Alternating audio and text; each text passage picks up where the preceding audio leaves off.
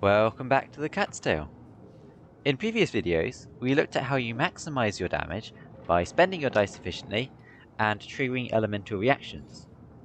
This time, we're going to look at how you can use that damage efficiently to eliminate your opponent's characters while making it harder for your opponents to do the same against you. The basic idea is simple. A player who can efficiently eliminate an opponent's character without wasting damage gains an advantage. Let's take a super typical, simple version of this. Luke here has 3 possible moves: normal attack, elemental skill, elemental burst. A normal attack for 2 damage won't eliminate the opposing character, so you'd have to waste dice and a turn in the future to deal the last damage. And the burst for 8 damage is extreme overkill here, and would be a waste of the valuable accumulated energy. The best move here, most likely, is to use the elemental skill for 3 damage, as it's an efficient use of damage, even if you need to use elemental tuning for the pyro dice to do it. Since Luke can deal 3 damage quite easily, reducing an enemy to 3 health would be called an important breakpoint for Diluc. This is straightforward, but there are 2 factors which can make things more interesting: elemental reactions and cards that cause increased damage. Elemental reactions allow for extra damage, so for example, Diluc's elemental skill would deal +2 extra damage against an enemy with a cryo aura, increasing the breakpoint to 5 HP. Some reactions deal area of effect damage, so for example, a character on 1 HP off field could be easily efficiently killed by a reaction like Superconduct or Swirl. If you can trigger these reactions, leaving an opponent on 1 HP may not be such a bad thing. You'll need to be aware of the effects of each reaction we discussed in our triggering elemental reactions video, and take that into account when planning how to eliminate characters efficiently. The second interesting factor is the wide range of cards which provide extra damage. Here are some of the most common ones you should learn. Adeptus Temptation. This is a widely played food card. It provides +3 damage on any elemental burst. Elemental Resonance cards, in particular Cryo Resonance and Dendro Resonance, provide +2 damage, whereas Pyro Resonance provides +3 damage. These cards should be played in pretty much any deck with 2 characters of the corresponding element. With decks focused on normal attacks, there's also Heavy Strike, which provides up to +2 damage on a normal attack. Finally, some weapons are played which give important damage bonuses. For example, it's useful to know that Wolf's Gravestone gives +3 damage against a character with 6 or fewer health, but only +1 damage to a character with 7 or more. So you may need to do a little bit of calculation to figure out how much damage you have, and whether it's worth playing some cards to eliminate your opponent's characters efficiently. But let's say you do realise that your opponent could eliminate your character, perhaps by playing a card like Adeptus' Temptation. What can you do about it? Well, one option is you could switch character, maybe to a character with a higher health above the breakpoint, but maybe also to an unimportant character with lower health who your opponent doesn't really want to waste a turn to kill. The second option is to use defensive cards, which usually means using food. Food like Lotus Flower Crisp and Mondstadt Hash Brown should be saved for exactly this situation, where playing them will immediately save your character from dying. This ability for counterplay is a big part of what makes playing food at the right time one of the more skill testing elements of the game. So to recap, before we look at a bunch of examples of this from my own games and tournaments, plan your own damage to eliminate your opponent's effectively. Remember the cards your opponent could have, and calculate the potential damage they could deal, and use swaps and food cards deliberately to make breakpoints more difficult for your opponent. Okay, so I'm going to use this match as a chance to talk about breakpoints in a real game. This is a match from the weekly tournaments. And just for the first few turns, we're going to be setting up, so I'll speed through this. The campaign begins. Key thing to realise here is opponent's playing a double pyro deck. This means he has access to pyro resonance cards, which gives him +3 damage if he triggers an elemental reaction. He's also very likely, given the cheap cost on his bursts, to be playing 2 Adeptus' Temptation. Again, that's +3 damage, in that case when he uses a burst. So we need to be considering what's going to happen if he does have +3 damage at every situation. Now, in the early game, we just want to set up our summons, since this is a deck that wants to get those reactions done with Nahida, but we'll also be, as we switch between our characters, making sure our opponent can't necessarily get a reaction with the Pyro aura on our starting characters. So that reduces his ability to actually burst down and kill a specific character.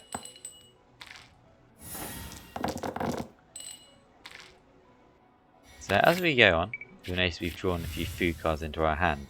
Lotus Flower Crisp to reduce damage taken by 3, and Monster Hash Brown to heal for 2. So these give us some options we can use to prevent damage, and this is partly why I like to have a bit of a variety of these cards in the deck. So we move now on to Nahida. Opponent's charging up his burst on his character, and Nahida's the really important character for us to keep alive, since we already have our summons for Electro and Pyro damage, and Nahida can apply a lot of stacks and a lot of damage, including Dendro Aura, which is very valuable here. So we really want to make sure our Nahida stays alive, but now she's ended up with a Pyro Aura on her, so she's vulnerable to being burst down. So you need to think about, okay, what sort of burst is possible? Well, opponents here has this burst available for 6 Pyro damage. If he has Adeptus Chantation, doesn't currently have the dice, but he could easily have Pyro Resonance dice, he could get up to 9 damage, which would then kill our Nahida, which would almost certainly lose us the game, given how important this character is to us. So, we want to think about using one of our food cards. In theory, either would prevent that. Now, it's also worth thinking about, well, opponent's likely to use this burst, even if he doesn't have the temptation, and then next turn we'd need to be thinking about, is lethal damage on us then? So, if we can not take any damage this turn, and opponent's going to have the first play next turn anyway, we need to make sure our Nahida doesn't die on that turn either. So with that said, if I heal her just for 1 with the Hash Brown, get her to 10, then opponent could do a normal attack on this turn, and then just burst on his next turn, which would then kill Nahida with 2 from the attack, then 8 from the burst and the Adeptus Chantation, even if the Stealth Master is knocked off by the summons at the end turn. So overall, we need to make sure Nahida does not go below 9 health on this turn. And so we will choose to play the Lotus Flower Crisp. Now, there's definitely a good chance that if I play this, opponent just doesn't trigger it. Since he has this Liven out already, and if he has like any valuable card to play, he can just store 2 dice with the Liven. In this case, he's going to play Lotus Flower Crisp and Gambler's Earrings, and then end his turn. So in this case, Lotus Flower Crisp is getting 0 value, but actually it's getting a huge amount of value, saving our Nahida from just the possibility of taking damage. So let's see what happens when we end our turn. Opponent takes 3 damage here, opponent goes down to 1. Now we haven't really thought about the breakpoints on opponents' characters. We've dealt as much damage as we can, so we didn't have any real option to kill the Pyro Agent, which would have been nice. But even so, we've denied opponent the opportunity to burst us down here.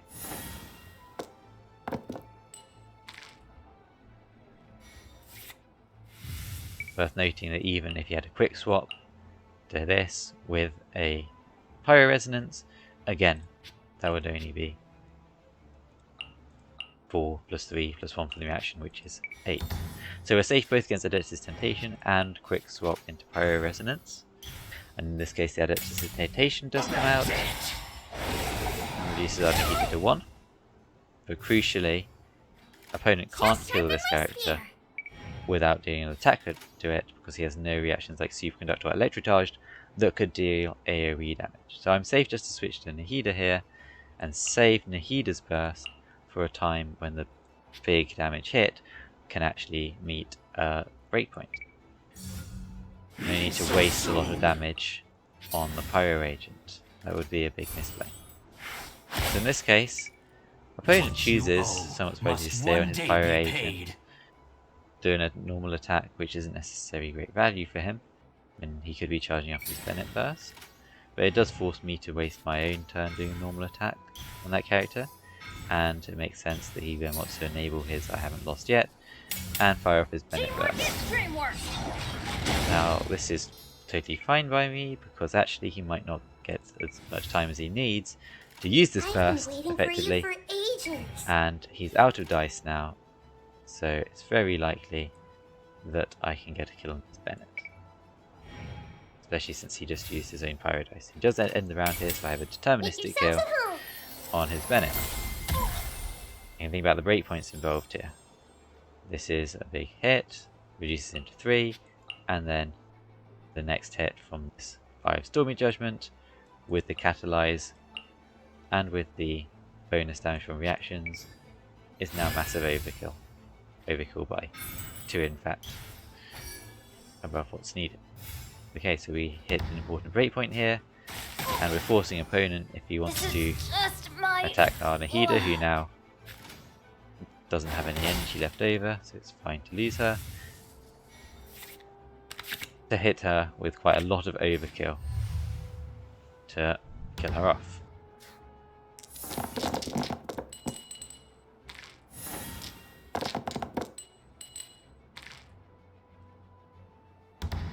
Okay. Opponent gets to go first, and the only realistic option is then to kill Nahida. Now we get to a moment to think about our own breakpoints here.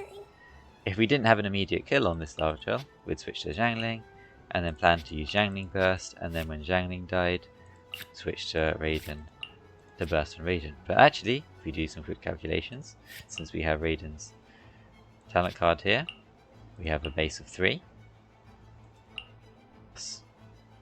1 from this, which is actually 2 thanks to the talent card, giving an additional 1.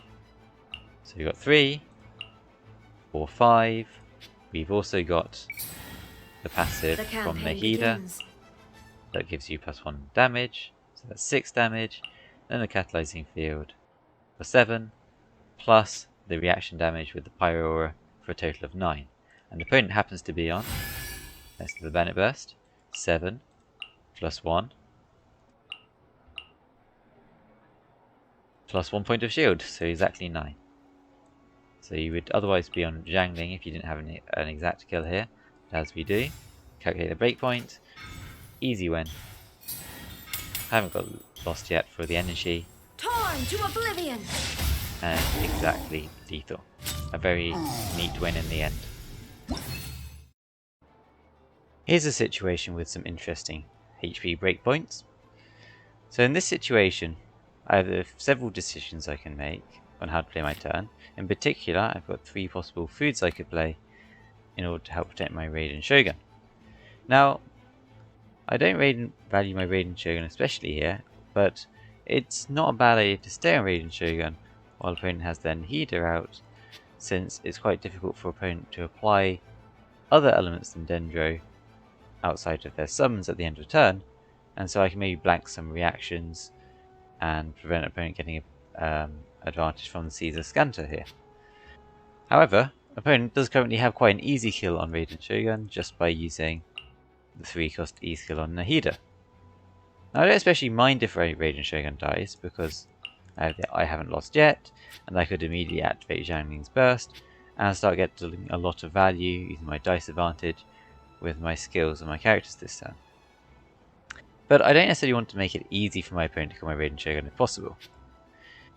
I choose to just use the chicken on Raiden. Now opponent still has a possible kill on board without using any cards on Raiden Shogun, but they'd have to use their 5-cost skill on Nahida, which is all their dice. They'd have to make sure they're all Dendro dice before we choose them cards, and it's losing a lot of value since all my characters already have the Seed of Scanto on them. So if opponents using all those resources and probably therefore having nothing else to do with their turn, then I can respond with some very powerful plays with my Jiangling Burst, and I'm totally fine with that. Shine down. So when I pass my opponent, they do choose to get the Dendro dice necessary, probably using 2 cards, in order to deal the 3 damage to my Raiden. So they have no dice left, and effectively I traded my 0-cost food, my 0-cost card, for 2 of my opponent's dice, which is an insanely good deal. I'm able to respond activating Jiangling's Burst, and since it's not really great to use either a normal attack or Nahida's skill after opponent just passes his turn, since then Nahida's already dying on board, I elect just to save my dice, heal up my characters, and this way I also get to save the Lotus Flower Crisp for my most important character, Nahida, on the next turn.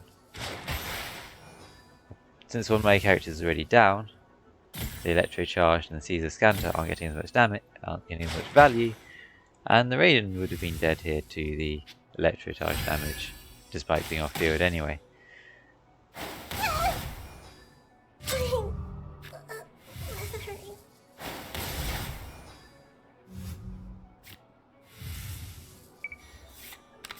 On opponent's next turn, they do have a fairly straightforward kill on my Jiangling, but again, my Jiangling's used up burst already. I'm okay with this. My critical character Nahida is healthy, and I still have foods as needed to protect her, probably for several turns.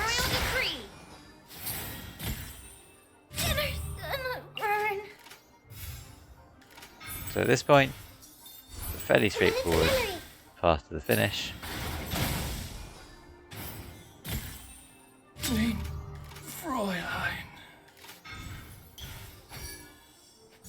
In the image of the wilderness. With some nice efficient plays. Make yourselves at home. Not water too.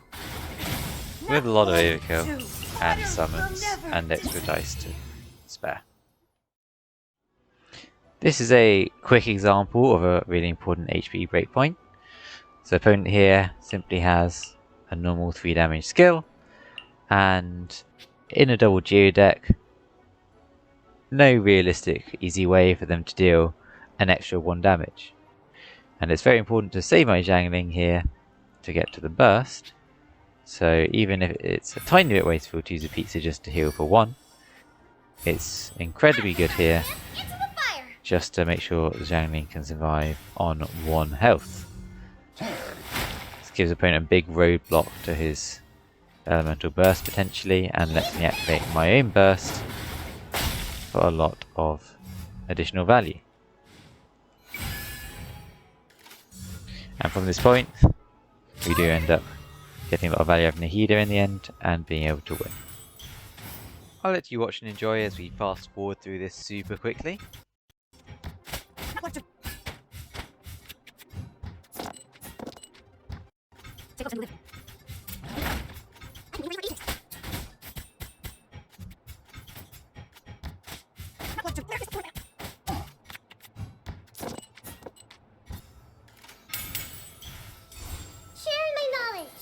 And then in the end, with one last instance of perfect damage, you take down the map. Feeling a little